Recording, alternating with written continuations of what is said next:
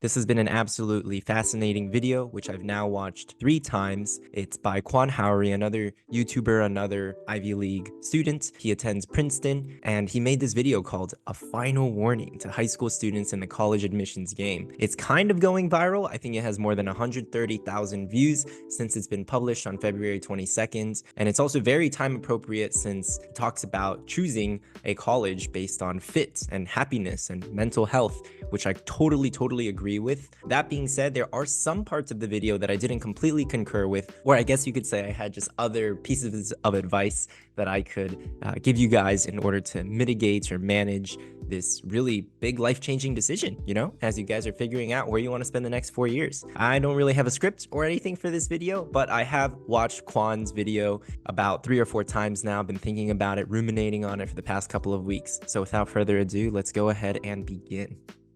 Hello everyone, my name is Quon. I'm currently a junior at Princeton studying computer science. I'm sorry, I'm so tired, but basically the reason I'm making this video is a warning ahead of decisions coming out soon, and my point is that you need to be very careful where you go to college. Sorry, I'm going to be reading off a script, I just can't.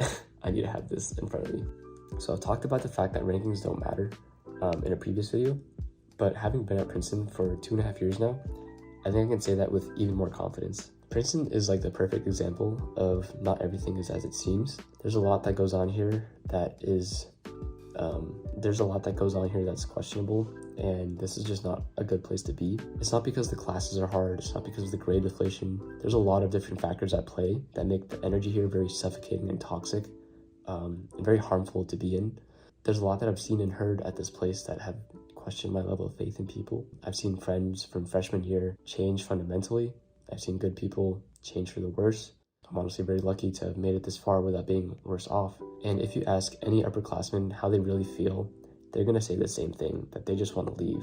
And to be honest, I'm kind of like barely scraping the surface of issues. A lot of the stuff I don't really feel comfortable talking about, but it doesn't matter what the ranking is. Mental health matters so much more than a Princeton degree or any other degree with some name on it. Please, for your sake, if this resonates with you in any way, just don't go here. Your friends and family want you to be well and thriving by the end of your college years, not burnt out and miserable.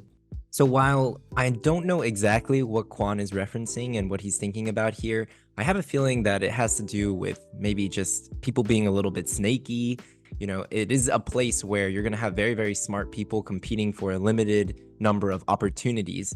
So some examples of that would just be jobs or internships. Another example would be some of the more prestigious clubs on campus, whether that's like a Yale Secret Society or a Harvard Finals Club or a Princeton Eating Club. Like, there's only going to be so many spots for each student. But maybe Quon is talking about something even deeper. I mean, I went to Yale and it was by no means a perfect place.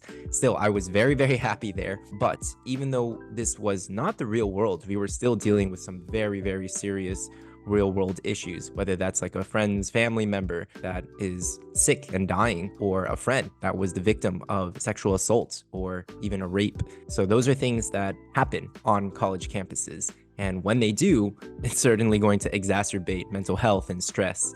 And while Quon says, aside from the grade deflation and just the general stress, please note that not all schools have grade deflation, first of all. So you guys can do your research and choose one that doesn't have it. Princeton, even though Princeton was my #1 choice, I applied there early.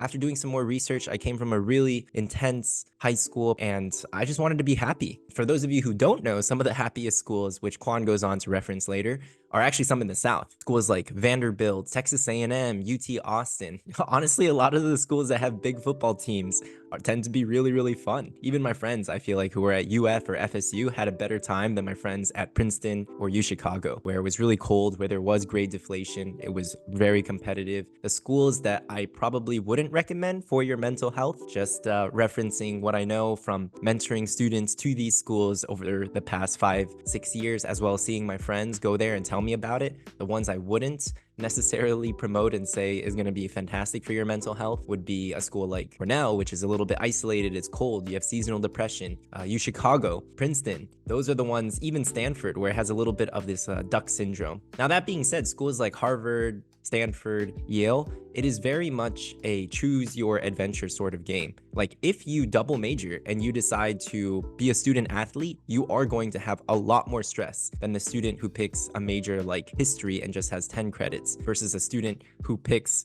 neuroscience and has 24 credits. You literally have to do twice as much to get a degree. Overall, that's probably one of the biggest mistakes that I see college freshmen make, and they burn out. It's, really, really sad and honestly devastating to kind of watch. So please, guys, don't put yourself in that scenario. Some other examples of schools that I think you should avoid. Brown is kind of weird. I think UPenn also doesn't have, it's not a very great place to be. And then I've also heard that UC Berkeley isn't the best for mental health. It's pretty competitive and toxic from what I've heard. Okay, pause. I would just challenge that note on Brown real quick. I have students who've gone to Brown, friends who've gone there. They absolutely loved it.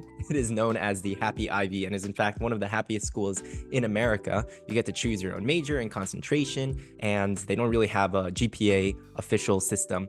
So that helps too. Now, with regards to Princeton or UChicago, UC Berkeley, UPenn, these are definitely some of the more competitive schools. Some of them even operate on a bell curve, or they have grade deflation just because there's so many students in these STEM courses and they might be kind of understaffed that they try to weed out students. And, this is not necessarily unique to these schools, but it might be more intense at these schools. And sometimes don't go chasing a brand name like Johns Hopkins Pre-Med or Carnegie Mellon CS, which, yeah, it is a really top program, but you are going to struggle. Like even the best students there will struggle. It might be worthwhile to consider like, okay, maybe I go to Duke and I major in CS. It's not particularly super duper renowned for its CS program, or I go to Yale for engineering.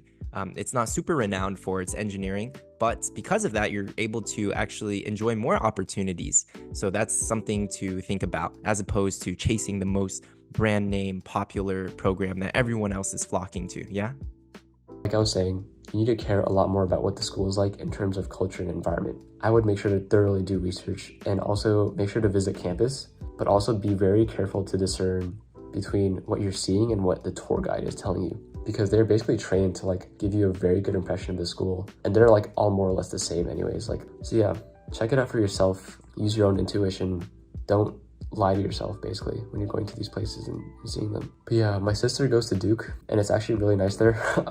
They have school spirit, they have great food, the kids are nice and friendly to each other. So yeah, visiting campus, seeing what it's like there, but also be careful about not trusting what the tour guides are saying too much. You're gonna be here for 4 years, so make sure it's somewhere that you really want to be. So never trust a tour guide. They're all lying to your face. No, actually, I do kind of agree with Quon on this point. Like they're basically paid marketers, right? They're trying to recruit you, get you to apply to this school. Of course, they're pretty much only going to say good things about it. The best person to talk to is just a friend of a friend, or even if you have somebody who's graduated from your school and now attends the university that you hope to attend, right? This is great if you're a junior, by the way, and you're applying to college and just figuring out your list, as well as if you're a senior that's recently been admitted and you're trying to figure out where you want to go. Like, please, please, please. The number one way to do this research that Quon recommends is by watching videos like these, number one, and just talking to current students at this school. Ideally, students who are in the same program. Because the thing is, guys, I majored in Yale East Asian Studies, which let me tell you was fundamentally different from Yale Chemical Engineering or Yale EECS, right? Electrical Engineering, Computer Science, or Yale Pre-Med, for instance. Like these are just completely, vastly different experiences. And it's crazy just how much choosing your major will affect your mental health, will affect your happiness, will affect your job prospects, will affect the kind of friends that you form in college, will affect your relationships and memories, right?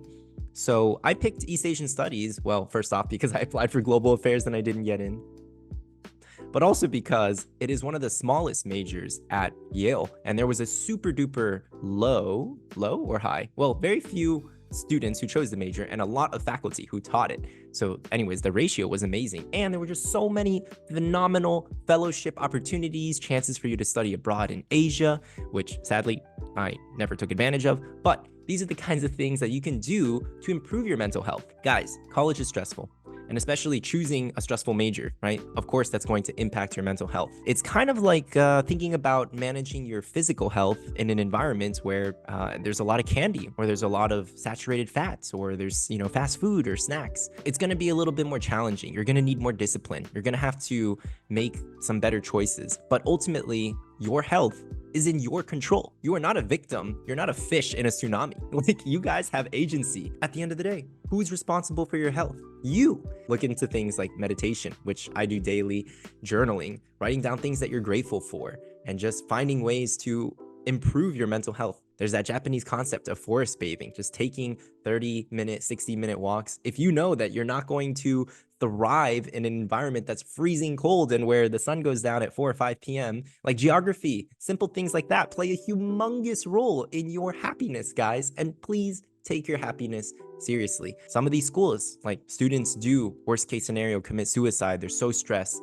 But if you ever feel yourself getting to that point, first of all, get help. And second of all, take a gap year, take a break. In fact, you can work jobs and travel and do all kinds of super cool opportunities, which people who are undergrads at school can't do, and they're stuck there. And you don't have to compete against a swarm of other undergraduates for this, coveted internship position. Instead, you can just do the internship in the spring when everyone else is studying. Think smart, I did not do that strategy myself, but I saw my peers did, and I was like, holy cannoli, like, what am I doing? What are you doing, Kev? I also wanted to touch on this topic for people who are already at Princeton or at these types of schools. If you are at Princeton, especially if you're an underclassman, just take some time to remember who you are, remember what your passions are.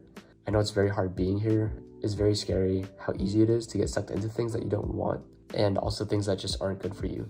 Just be very protective of your energy and the people that you talk to. There's some good people here, and there's a lot more people that aren't. So stick with the good people. I urge you to show up more authentically. A little goes a long way, and if you can be yourself, you will find people who resonate with you. But yeah, people here are kind of nasty, and it's hard to tell sometimes because they can be very good at hiding their true intentions or being manipulative. Look for signs that they're not consistent with their friends. They're also, they treat you differently when you're alone versus when you're in a group. And don't sacrifice your identity for the sake of having shitty friends. It can be really lonely being here and protecting your energy and your space. But yeah, okay. I could really go on about everything else that's gone on here and dig up more shit, but I think I've said enough. So again, please don't go here if you can help it. And besides that, again, name really means nothing. Like, you have no idea what's really going on.